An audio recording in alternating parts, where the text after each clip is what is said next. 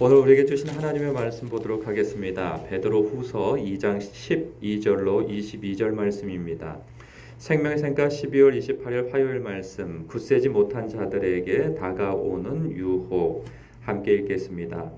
그러나 이 사람들은 본래 잡혀 죽기 위하여 난 이성 없는 짐승 같아서 그 알지 못하는 것을 비방하고 그들의 멸망 가운데에서 멸망을 당하며 불의의 값으로 불의를 당하며 낮에 즐기고 노는 것을 기쁘게 여기는 자들이니 점과 흠이라. 너희와 함께 연애할 때에 그들의 속임수로 즐기고 놀며 음심이 가득한 눈을 가지고 범죄하기를 그치지 아니하고 굳세지 못한 영혼들을 유혹하며 탐욕에 연단된 마음을 가진 자들이니 저주의 자식이라. 그들이 바른 길을 떠나 미혹되어 부올의 아들 발람의 길을 따르는도다. 그는 불의의 삭슬을 사랑하다가 자기의 불법으로 말미암아 책망을 받되 말하지 못하는 나귀가 사람의 소리로 말하여 이 선지자의 미친 행동을 저지하였느니라. 이 사람들은 물없는 샘이요 광풍에 밀려가는 안개니 그들을 위하여 캄캄한 어둠이 예비되어 있나니 그들이 허탄한 자랑의 말을 토하며 그릇되게 행하는 사람들에게서 겨우 피한 자들을 음란으로서 육체의 정욕 중에서 유혹하는도다. 그들에게 자유를 준다 하여도 자신들은 멸망의 종들이니 누구든지 진 자는 이긴 자의 종이 됨이라.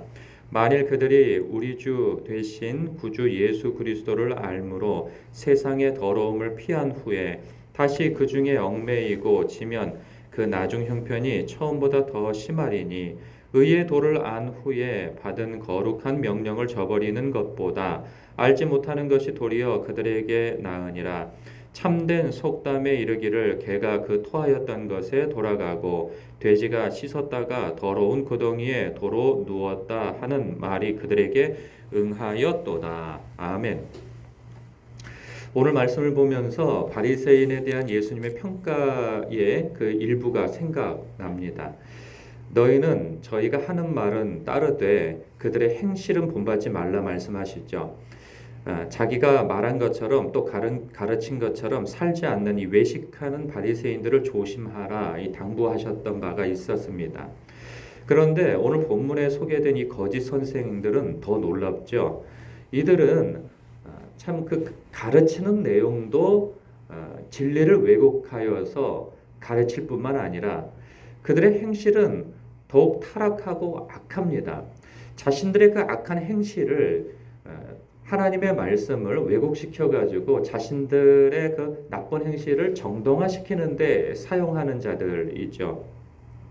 그들의 특징을 어제에 이어서 소개하면은 이래요. 12절에 보니까 그 알지 못하는 것을 비방한다는 거죠. 이 비방하는 것은 이 진리를 왜곡하는 행동들을 이야기하는 것이고 더더군다나 자신들의 그 악한 행실을 정당화하려면 진리를 왜곡할 수밖에 없는 거죠. 어제 말씀드린 것처럼 오직 믿음으로 말미암아 구원을 얻는다. 이 맞는 말씀이지만은 이 말씀을 자기의 악한 행실을 덮는 데 사용하는 거죠. 그래서 우리가 믿음으로 구원을 받는 것이 행위로 구원을 받는 것이 아니다. 그러니 우리의 행실은 우리는 인간의 몸을 입고 가면서 당연히 죄를 지을 수밖에 없으니 이 죄 짓는 것에 대해서 너무 양심의 가책을 느끼지 마라. 이런 것들로 가르치는 거죠. 그래서 믿음이 있느냐? 그럼 너는 구원받았어. 과거, 현재, 미래 다 구원을 받았다고. 그러니 믿음으로 구원을 받는다. 그것을 굳게 붙들어야지 너의 잘못된 행실로 인해서 구원을 받지 못한다고 라고 얘기하면 그건 믿음 없는 행동이야.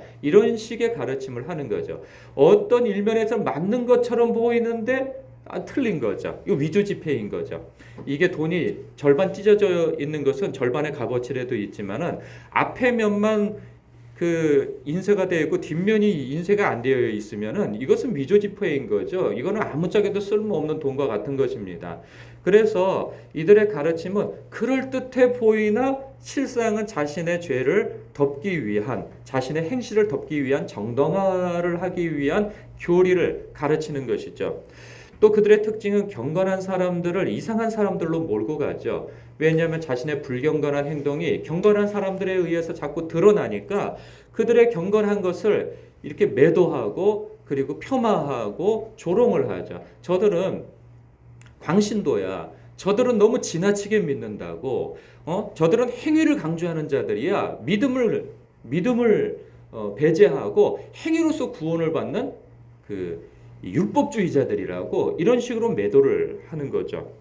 그러면서 상대적으로 자신을 그들보다 우월한 것처럼 삶으로서 신앙을 증명하고 드러내려고 하기보다는 다른 사람을 깎아내리는 것을 통해서 자신의 어떤 영성이나 신앙을 우월하게 드러내려고 하는 악한 행동을 하게 되어지는 사람들이죠. 그런가 하면 그들은 13절에 보면 낮에 즐기고 노는 것을 기쁘게 여기는 자들이라고 합니다. 그러면서 점과 흠이라 너희와 함께 연애할 때에 그들의 속임수로 즐기고 놀며, 그러니까 낮에 즐기고 노는 것을 기쁘게 여기는 자들이라고 할 때 이것은 말 그대로 뭐 낮에 파티를 하고 즐기는 일들을 한다 뭐 이런 얘기를 하기보다는 이 낮에 즐기고 노는 것처럼 드러내놓고 악행을 행한다는 거죠. 버젓이 드러내놓고. 그러니까 뒤에서 은밀하게 하는 게 아니라 사람들 앞에서 자신의 잘못된 행동을 이것이 잘못된 것이 아니고 정당하다 하는 것으로 이야기를 하는 거예요. 그런 일이 많습니다. 이 당시에도 이 문화와 시대적 관행 자체가 음란한 시대입니다.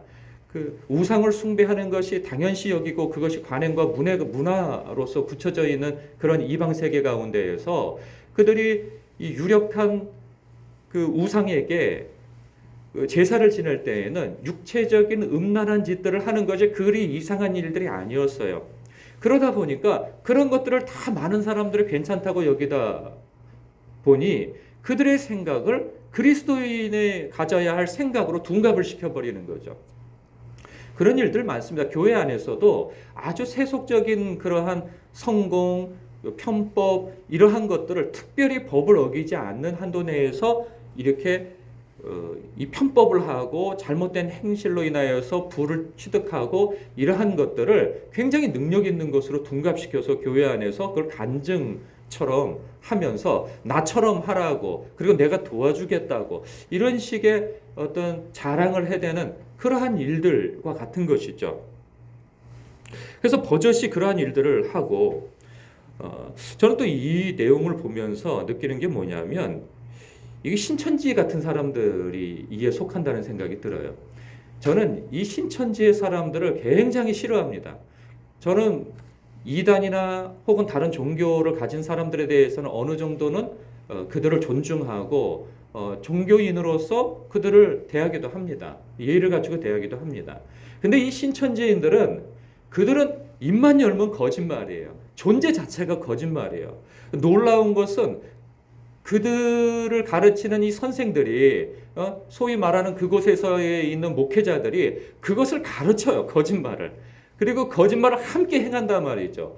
전혀 부끄러움이 없어요. 그것이 마치 하나님의 어떤 일을 한다는 것처럼 가르치고 가르침을 받으니 이건 뭐 그곳에서 활동하는 목회자나 신도들이나 다 거짓말쟁이로 아주 뭉쳐 있는 거예요. 전혀 부끄러움이 없어요. 오히려 자랑스럽게 여기는 사람들이 바로 그런 사람들입니다.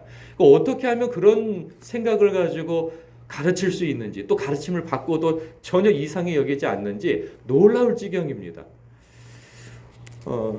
그런 부분에 있어서 우리가 참으로 조심해야 할 것입니다. 그런가 하면 그들의 특징을 음심이 가득한 14절이에요. 음심이 가득한 눈을 가지고 범죄하기를 그치지 않은 자들이라 하는 거죠. 그러니까 교회 안에서 눈맞아 불륜 행각을 하는 사람들이 참 큰 교회든 작은 교회든 있는 경우들을 봐요. 그들이 그렇게 하는 것에 있어서 나중에 드러나면 우리가 무슨 죄를 지었느냐? 이게 법적으로 잘못되어진 거냐? 아니 불륜은 법적으로도 저촉이 안 되는 거 아니냐? 이런 식으로 간단 말이죠. 이런 음란한 짓들을 하고 세상의 법에 이렇게 저촉되지 않는 것으로 죄를 짓지 않았다고 스스로를 그렇게 위안을 하고 그렇게 변호를 하고 하는 것들을 보면 기가 찰 노릇인 것이죠.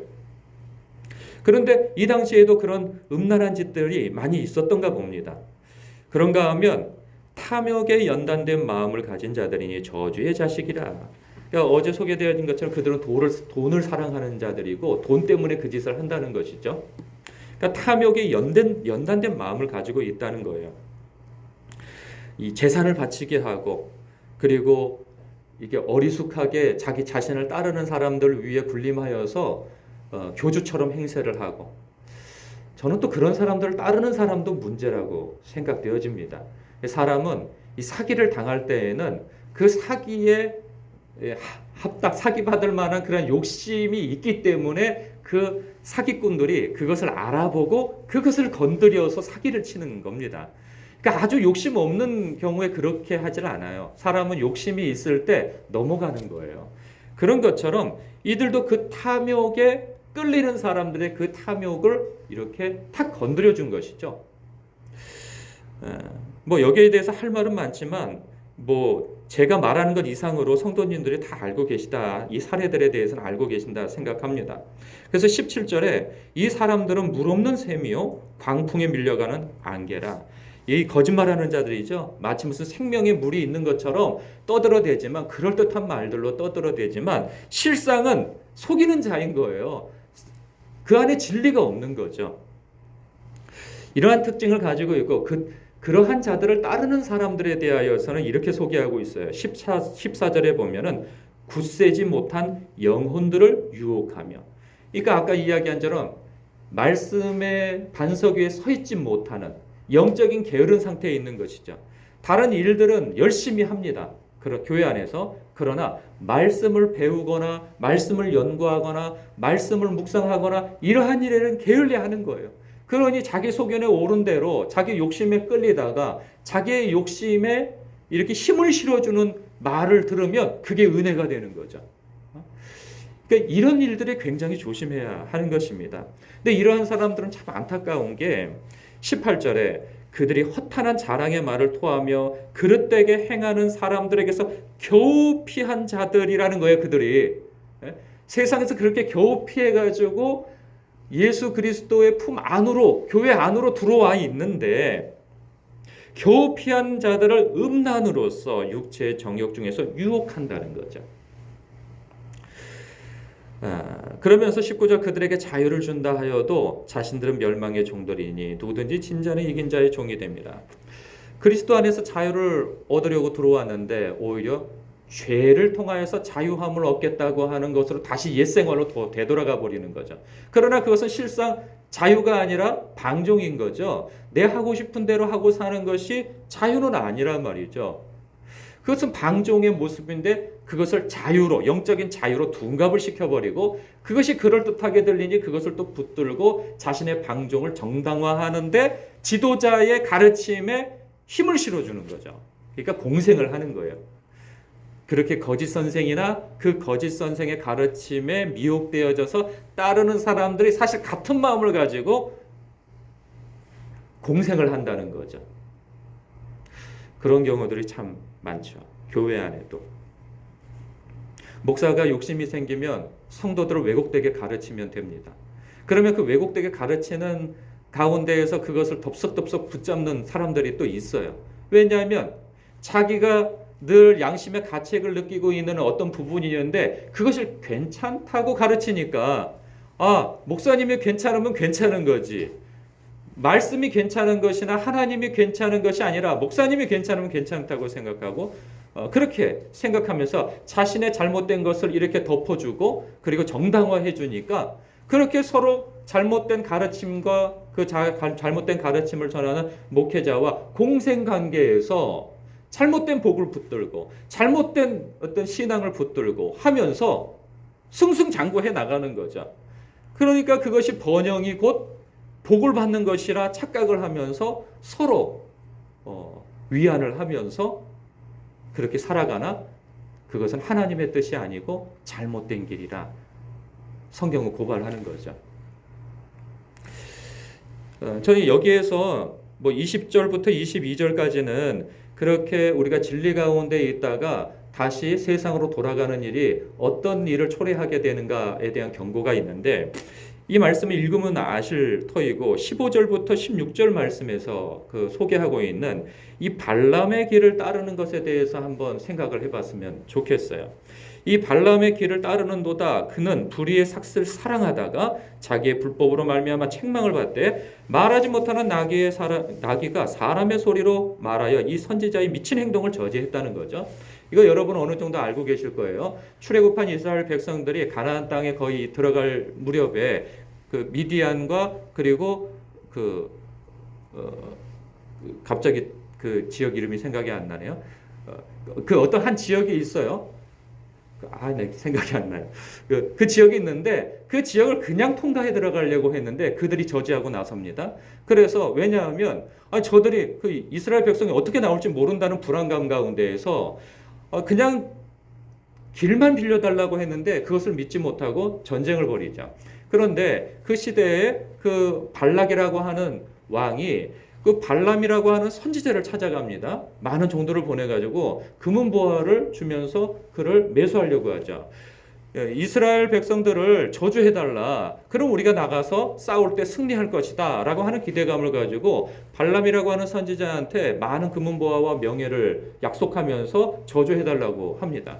그랬더니 그가 하나님께 여쭌다고 해서 들어가요. 근데 하나님의 반응이 저 밖에 있는 자들이 누구냐? 이렇게 묻는 거예요. 그러니까 하나님께서 몰라서 물으시는 게 아니죠. 너 내 백성을 향하여서 해달라고 찾아온 그들이 잘못된 것을 알면서 왜 나한테 와서 묻느냐 이 말씀을 하시는 거죠. 그래서 안 된다. 그래서 안 된다고 합니다. 가서 이야기를 해요. 근데 돌아가서 그들이 더 큰 금은보화와 더 큰 명예를 약속하면서 두 번째 찾아와요. 그러니까 저번에 안 된다고 하지 않았습니까? 우리 왕께서 더 큰 것을 약속하셨습니다. 했더니 그럼 잠깐 계셔보시오. 내가 하나님 앞에 다시 가서 생각이 어떻게 혹시 변했을지 모르니까 물어보겠다고. 다시 들어가죠. 하나님께서 분명히 안 된다고 했는데 금은보화와 큰 명예를 약속받음으로 인하여서 그 마음이 미끄러져 가지고 다시 하나님께 가가지고 여쭙죠. 그때 하나님께서 이것 봐라. 얘가 또 와서 묻네. 해가지고 하나님께서 안 된다라고 얘기를 하는데 그들이 하도 부탁을 하고 그러니까 이 선지자가 욕심된 마음에서 그런 것을 아시니까 하나님께서 그럼 네 마음대로 해라. 한번 따라가 봐라. 가서 한번 해봐라. 그걸 또 진짜로 허락한 것으로 생각하고 하나님께서 가도 된다고 합니다. 하고 이런 행동을 해요. 근데 가는 도중에 자기 생각에는 분명히 하나님께서 허락하셔서 간다고 생각을 했는데 허락한 게 아니었어요. 가다가 갑자기 나귀가 막 담벼락으로 이렇게 가면서 자기 다리를 쓸리니까 막 때려가지고 똑바로 가게 하죠. 이 일을 3번 반복합니다. 그러니까 심지어는 나귀가 말을 해요. 나귀가 어찌 이러십니까 주인이 왜 저를 때리고 이렇게 호통치십니까? 제가 여태까지 그런 적이 있었습니까? 그래 없었지. 제가 왜 그런지 보십시오 했더니 앞에 군대 장관, 하나님의 군대 장관이 딱 서 있는 거죠. 그러니까 하나님께서 진노하신 거예요. 그래서 가지 말라 하는 것을 네가 가느냐 이런 경고를 하고 계시는 건데 그 말귀를 못 알아듣고 자기의 욕심에 끌려서 그렇게 간 거예요. 이 군대 장관의 경고를 들어요. 근데 그 경고를 듣고 가서 이것도 허락으로 잘못 받아들여요. 가서는 가기는 가는데 축복을 빌어주죠. 그러니까 그를 고용했던 왕이 화를 냅니다. 어찌 저들을 축복하느냐 말이죠.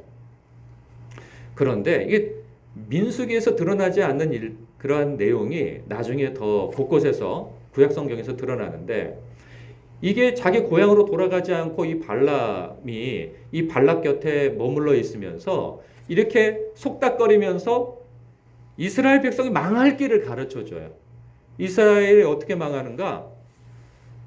이 제사를 지내라는 거죠. 음란한 제사를 그들의 그 지도자들을 초청하라는 거예요. 그래서 갔다가 많은 사람들이 초청받아가지고 거기서 음란한 짓을 하면서 그 우상숭배를 하죠. 아주 벌건대낮에. 그러한 일로 거의 2만 몇천 명이 죽임을 당하게 되어져요. 분명히 발람과 그것을 고용한 사람들 하나님의 심판을 받아요. 그래서 발람도 나중에 죽임을 당해요. 그런데 놀라운 것은 그것에 꼬임을 받는 사람도 역시 죽임을 당한다는 거예요. 우리는 이렇게 핑계를 댈 수가 없어요. 목사님이 그렇게 하라고 하셨는데요. 목사님이 그렇게 가르치셨는데요. 정상 참작이 안 된다는 거예요. 하나님은 그 잘못 가르친 그 거짓 선생도 징계하시고 심판하시지만 그 거짓된 가르침을 붙들고 쫓는 사람도 하나님께서 심판하신다는 거예요. 근데 하나님께서는 당신의 백성을 한 번에 심판하지 않으세요.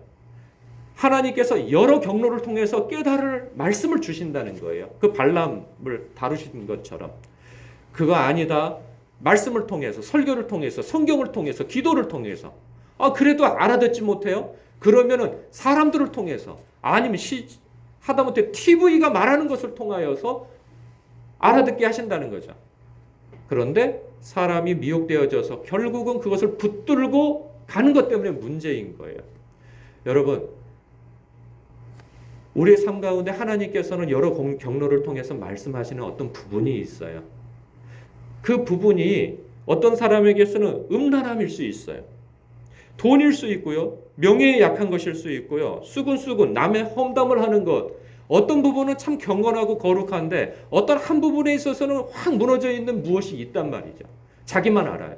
그 부분에 대해서 하나님께서 여러 차례 말씀하신다면 우리는 정신을 바짝 차리고 들어야 하는 것이죠. 핑계를 대지 말고 마치 다윗처럼 엎드려서 주님 앞에 회개하고 돌이켜야 할 문제인 것이지 그것을 이렇게 덮어 씌울 만한 술이 성경에 어디 죄라고 쓰여 있습니까? 이런 소리나 해대면서 어디에 법에 이것이 불법이라고 얘기 나와 이런 핑계를 댈 것이 아니고 하나님께서 그러하다면 그런 줄 알고 주님 앞에 바짝 엎드려서 주여 내가 잘못했습니다. 내가 이러한 힘이 없사오니 저에게 힘을 주셔서 이길 힘을 주옵소서 회개하고 돌이켜야 할 문제인 것이죠.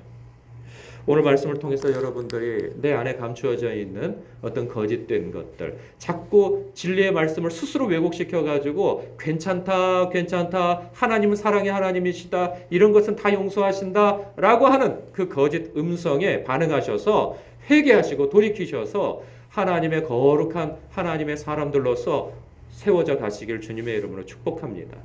기도하겠습니다.